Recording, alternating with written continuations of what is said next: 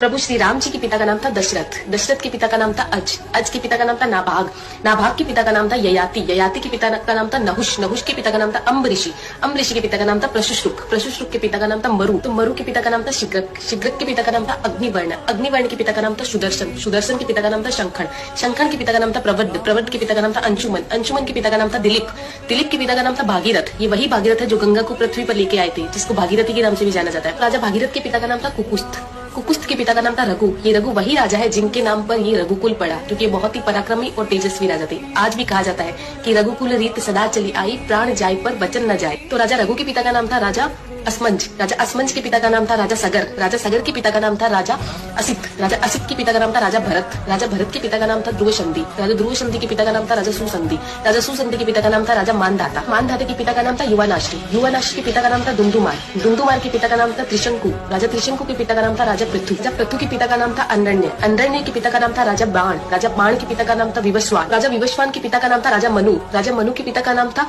इक्ष्वाकु, इक्ष्वाकु के पिता का नाम था राजा कुक्षी, राजा कुक्षी के पिता का नाम था राजा विकुक्षी, राजा विकुक्षी के पिता का नाम था राजा कश्यप, राजा कश्यप के पिता का नाम था राजा मरीचि, राजा मरीचि के पिता का नाम था ब्रह्मा जी। तो इस हिसाब से हमारे प्रभु श्री राम जी ब्रह्मा जी की 39वीं पीढ़ी है, 39th। आने वाला इतिहास ये नहीं बोलना चाहिए कि सनातनियों को मुगलों का इतिहास तो पता था और खुद का इतिहास नहीं पता था। तो ज्यादा से ज्यादा इस वीडियो को शेयर कीजिए। जय श्री राम।